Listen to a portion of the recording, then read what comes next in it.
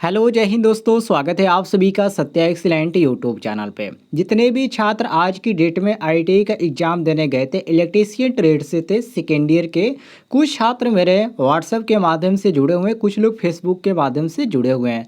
तो कुछ छात्रों का सवाल भी था कि सर इसको हल करके बता दीजिए, ऐसे ही क्वेश्चन पूछे गए थे, हमें समझ में नहीं आ रहा है। तो जितने भी छात्र गए थे कुछ कुछ क्वेश्चन उन्होंने बताया, जिसको मैं इकट्ठे करके यहाँ पर आपको बता रहा हूँ। ऐसे ही आपको क्वेश्चन आपको क्रम से नहीं देखने को मिलेंगे जो एग्जाम आपके दिए गए थे। लेकिन कुछ छात्रों का कहना था कि सर हमारे में ये क्वेश्चन पूछा गया था, इसका आंसर बता दीजिए। तो फाइनली आज की डेट में सारे क्वेश्चन में एक यहाँ पर एक सीक्वेंस में कवर करके मैं आपको बताने वाला हूँ। तो जितने भी छात्र गए थे एग्जाम देने, सभी लोग अपना इसका आंसर मिला लीजिएगा। तो चलिए क्वेश्चन नंबर 1 का देखते हैं। पहला क्वेश्चन इसमें पूछा गया था कि एमसीबी अर्थात टीपीएन में खंभों की संख्या होती है। तो इसमें खंभों की संख्या 3 होती है, ध्यान रखिएगा। और जो आपका एमसीबी होता है, इसका पूरा नाम क्या होता है? मिनिएचर सर्किट ब्रेकर होता है। इसको भी आप नोट कर लीजिएगा। आगे बढ़ते हैं क्वेश्चन नंबर 2 में, जिसमें क्वेश्चन पूछा गया कि एसी को डीसी में खाली स्थान बदलता है अल्टरनेटर या मोटर या ट्रांसफार्मर या रेक्टिफायर। तो काफ़ी इजी क्वेश्चन है। जो एसी को डीसी में बदलता है उसको हम बोलते हैं रेक्टिफायर। तो यहाँ पर हमारा डी ऑप्शन दिया गया है, करेक्ट मारेंगे डी ऑप्शन। चलिए क्वेश्चन नंबर 3 पे आते हैं, जिसमें क्वेश्चन पूछा गया था कि फ्यूज वायर में प्रयुक्त होने वाली सामग्री खाली स्थान होनी चाहिए निम्न प्रतिरोधी और उच्च गलनांक वाली, या उच्च प्रतिरोधी और उच्च गलनांक वाली, या उच्च प्रतिरोधी और निम्न गलनांक वाली, या निम्न प्रतिरोधी और उच्च निम्न गलनांक वाले। तो क्वेश्चन ये आपका मोस्ट इंपॉर्टेंट था कि एक छात्र का कहना था कि सर ये समझ में नहीं आ रहा था। तो देखिए, यदि आपने सी ऑप्शन मारा होगा तो बिल्कुल करेक्ट है, उच्च प्रतिरोधी और निम्न गलनांक वाले, सी ऑप्शन करेक्ट हो जाएगा। चलिए नेक्स्ट क्वेश्चन पे आते हैं, जिसमें क्वेश्चन में पूछा गया था कि ग्लूकोज रिले का आमतौर पर सुरक्षा के लिए प्रयोग किया जाता है। जिसमें पहला ऑप्शन यहाँ पर था कि पारेषण लाइन में, और यहाँ पर उसका दूसरा जो यहाँ पर था जो कि अल्टरनेटर और ट्रांसफार्मर, और यहाँ पर मोटर दिया गया था। लेकिन इसमें आपका जो सही हो जाता है वो सी ऑप्शन करेक्ट हो जाता है। जो ग्लूकोज रिले का प्रयोग किया जाता है ट्रांसफार्मर में किया जाता है, सी ऑप्शन हम करेक्ट मारेंगे। अगले क्वेश्चन पे आते हैं, क्वेश्चन नंबर 5 पे, जिसमें क्वेश्चन में पूछा गया था कि एमसीबी का विस्तारित रूप खाली स्थान है। मैंने आपको पहले क्वेश्चन में बताया कि एमसीबी जो आपका बार बार पूछा जाता है, एक आपका एमसीबी होता है और एक आपका होता है ईएलसीबी। इस दोनों का बार बार पूछा जाता है। तो एमसीबी का पूरा नाम होता है मिनिएचर सर्किट ब्रेकर, और ईएलसीबी जो आपका होता है अर्थ लीकेज सर्किट ब्रेकर होता है। दोनों को ध्यान रखिएगा। तो एमसीबी का मिनिएचर सर्किट ब्रेकर कौन सा यहाँ पर मैच कर रहा है? तो आप देख सकते हैं ऑप्शन नंबर ए यहाँ पर मैच कर रहा है। तो ए ऑप्शन हम करेक्ट मारेंगे। बहुत सारे छात्र इसका बिल्कुल करेक्ट आंसर मारे होंगे, जिनको कन्फ्यूजन होगा मिला लीजिएगा। चलिए क्वेश्चन नंबर 6 पे आते हैं, जिसमें क्वेश्चन में पूछा गया कि निम्न में से कौन फ्यूज का प्रकार नहीं है, जैसे कि एचआरसी या सेमी इंक्लोज्ड रिवायरेबल या सिरेमिक, या उपयुक्त में कोई नहीं। जिसमें आपका सही हो जाता है ऑप्शन नंबर सी, जिसको हम सिरेमिक बोलते हैं। ये फ्यूज का प्रकार नहीं है। बाकी आपका एचआरसी फ्यूज होता है, सेमी रिवायरेबल फ्यूज होता है, और इसमें आपका कोई भी नहीं दिएगा। तो इसमें आपका मैच कर रहा है क्वेश्चन के अनुसार, यहाँ पर सी ऑप्शन करेक्ट मारेंगे। चलिए अगले क्वेश्चन पे आते हैं, क्वेश्चन नंबर 7 पे, जिसमें क्वेश्चन में पूछा गया था परीक्षा में कि फ्यूज की रेटिंग हमेशा खाली स्थान में दिखाई जाती है। जो फ्यूज होता है, आपने फ्यूज का नाम सुना होगा, इसकी जो रेटिंग होती है वो किस में दिखाई जाती है, ये क्वेश्चन में पूछा गया था परीक्षा में, आज की परीक्षा में। तो देखिए, फ्यूज की जो रेटिंग है हमेशा किस में दी जाती है? एम्पियर में दी जाती है। ध्यान रखिएगा, ये आपका सही हो जाता है बी ऑप्शन। चलिए अगले क्वेश्चन पे हम आते हैं, क्वेश्चन नंबर 8 पे, जिसमें क्वेश्चन नंबर 8 में पूछा गया था कि फ्यूज खाली स्थान होता है हमेशा श्रेणी क्रम में सर्किट में जुड़ा होता है, या हमेशा समांतर क्रम में सर्किट में जुड़ा होता है, या समांतर पर श्रेणी में क्रम में सर्किट से जुड़ा होता है, या समांतर पर समांतर क्रम में जुड़ा होता है। तो देखिए, फ्यूज जो हमेशा होता है सीरीज में जोड़ा जाता है। किस है? सीरीज में, जो कि ऑप्शन में ये दिया गया कि हमेशा श्रेणी क्रम में सर्किट को जोड़ा जाता है। ध्यान रखिएगा, ये ऑप्शन आपका करेक्ट आंसर हो जाता है।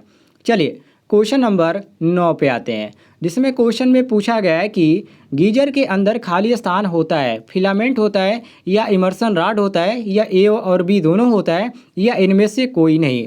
तो इसमें आपका सही हो जाता है सी ऑप्शन, कि जो गीजर होता है उसके अंदर फिलामेंट भी होता है और इमर्सन रॉड भी होता है। तो हम सी ऑप्शन क्वेश्चन के अनुसार करेक्ट आंसर मारेंगे।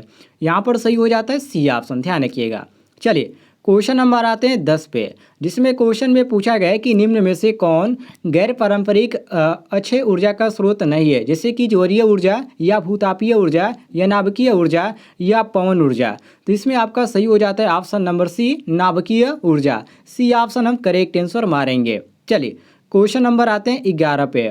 क्वेश्चन नंबर 11 में यहाँ पर पूछा गया था क्वेश्चन कि कैपेसिटर से स्टार्ट होने वाले एकल फेज इंडक्शन मोटर का फैक्टर होगा। ये भी आपका मोस्ट इंपॉर्टेंट क्वेश्चन था और कई छात्रों का कहना था कि सर ये क्वेश्चन समझ में नहीं आ रहा है।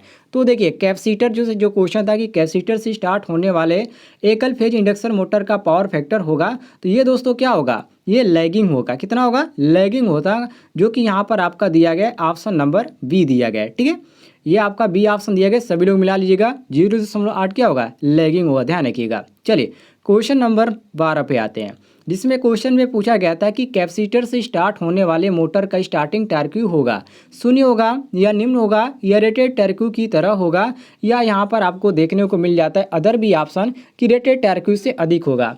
आप सभी लोग सोच समझ कर एक बार दिमाग में सोच लीजिएगा कि ये आपका कैसा क्वेश्चन है और किस तरह की ये क्वेश्चन पूछा गया है। ये काफ़ी इजी क्वेश्चन है और ये क्वेश्चन आपको किसी भी बुक्स में देखने को नहीं मिलेगा, ये बनाया गया क्वेश्चन है। ठीक है, इस तरह के क्वेश्चन पूछे जा रहे हैं, ऐसे नहीं कि आप रटी रटाई पढ़ के जाएं और इसमें आपको क्वेश्चन पूछे जाएंगे, ऐसा भी नहीं है।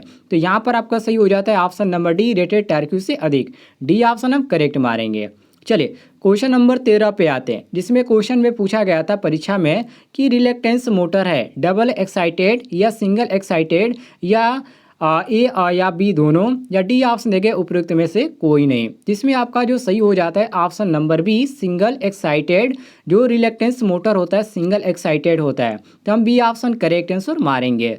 चलिए क्वेश्चन नंबर आते अगले पर, जिसमें क्वेश्चन पूछा गया था कि निम्न में से कौन मोटर हाई पावर फैक्टर संचालित होता है किस मोटर में। ये भी क्वेश्चन आपका मोस्ट इंपॉर्टेंट क्वेश्चन था।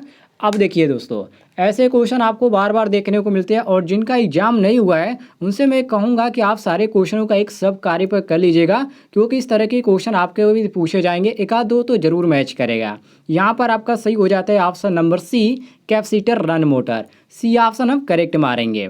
चलिए क्वेश्चन नंबर 15 पे आते हैं, जिसमें क्वेश्चन में पूछा गया था परीक्षा में आज की डेट में कि अगर कोई सिंगल फेज मोटर न स्टार्ट हो तो इसका संभावित कारण हो सकता है, इसका रीज़न क्या हो सकता है। तो देखिए इसका कई रीज़न हो सकता है। पहले तो हम कह देंगे कि जो वाइंडिंग है वो ख़राब है, या मुख्य वाइंडिंग में कमी है, या फ्यूज जुड़ा हुआ है। तो इसमें आपका सही हो जाता है सभी ऑप्शन, क्योंकि सभी जो है ये सिंगल फेज जो मोटर है स्टार्ट नहीं हो रहा, उसका यहाँ पर कारण हो सकता है। तो हम डी ऑप्शन करेक्ट मारेंगे।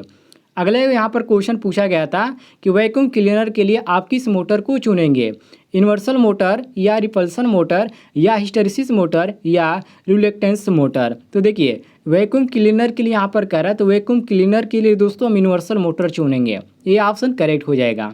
चलिए अगला क्वेश्चन पूछा गया था कि जब दो अल्टरनेटर सही तात्पर्य के साथ समांतर संचालित हो रहे हैं तो उनका तारतम्य सिंक्रोनाइजिंग पावर होगा, ऋणात्मक, अनंत या धनात्मक होगा। तो देखिए यह जो होगा हमेशा क्या होगा, ये आपका इन्फिनिटिव अर्थात अनंत होगा।